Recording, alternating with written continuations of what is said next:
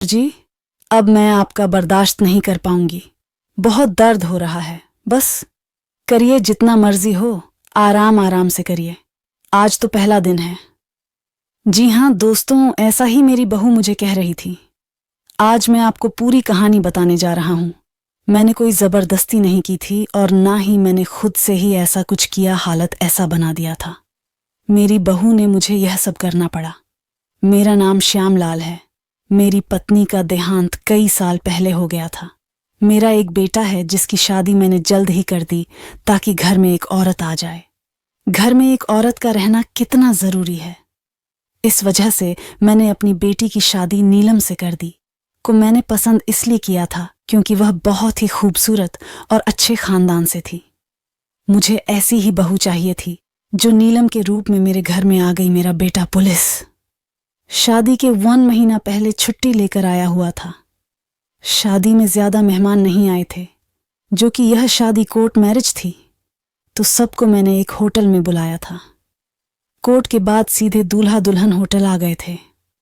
वहीं पर शादी होकर फिर मेहमान विदा हो गए। दूसरे दिन हम लोग सब अपने घर आ गए। मैं भी अपने बेटे की शादी के लिए फूल माला वाले को बुलवाया था। उसका पेड़ अच्छे से सजा दे, ऐसे ही हुआ। मैंने कोई का सर नहीं छोड़ी थी। अपने बेटे की खुशियों के लिए घर में मैं अकेला ही था। मैं जल्दी से ही सोने चला गया क्योंकि मुझे पता था कि आज का दिन मेरे बेटे बहू के लिए खास मुझे अच्छा नहीं लगा कि मैं देर रात तक जागता रहूं। पर मेरे बेटे बहू की प्राइवेसी में खलल पड़े। रात को अचानक नींद खुली तो मेरे बेटे और बहू में लड़ाई हो रही थी। मैं हैरान हो गया। शादी के पहले ही दिन लड़ाई में बीच बचाव नहीं करने गया। मुझे लगा खुद है, ये दोनों अपने आप को ठीक कर लेंगे, पर ऐसा नहीं हुआ। वह दोनों लड़ते लड़ते मेरे कमरे तक आ गए। मेरा बेटा बोला, आपने मेरे लिए कैसी लड़की ढूंढी है? यह कहती है कि तुम्हारा बहुत छोटा है। मेरी जिंदगी खराब हो गई। कहती है मुझे कुछ भी नहीं हो रहा, मैं तुम्हारे साथ नहीं रहूंगी, मैं वापस चली जाऊंगी। उस इंसान के साथ मैं कैसे रहूंगी जो मुझे खुश न कर सके, जब तुम पहले दिन ही मुझे कुछ नहीं कर पा रहे हो तो पूरी जिंदगी क्या करोगे? मैं हैरान हो गया, समझ नहीं आ रहा था मैं क्या बोलूं।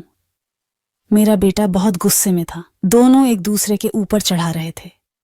मैं समझ नहीं पा रहा था कि लड़की जो पहली बार बहू बनकर आई है, और उसका यह रूप देखकर मुझे बहुत गुस्सा आने लगा था। मैं अपने बेटे को बोला, सब ठीक हो जाएगा, और बहू को भी बोला, सब ठीक हो जाएगा। आज का दिन ऐसे लड़ाई करने का। तुम दोनों एक दूसरे के लिए नए हो, किस वजह से ऐसी दिक्कत हो रही है। आगे जाकर शायद ऐसी दिक्कत नहीं होगी। मेरी बहू कोई दिक्कत कैसे नहीं होगी, इसका तो खड़ा भी नहीं होता।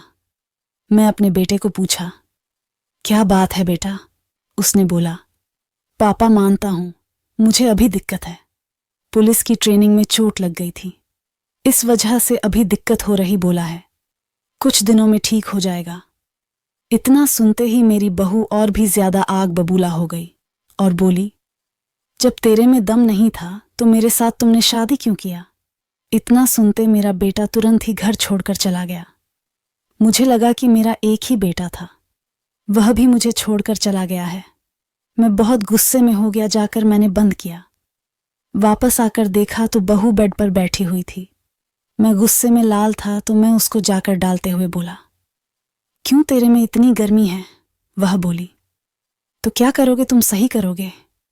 इतना सुनते ही मैंने कहा, हाँ मैं भी देखता हूं तुम्हारे अंदर कितनी गर्मी है।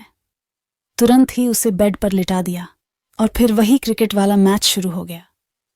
सुबह जब मेरा बेटा घर आया तो सब कुछ बदला बदला सा हो गया था।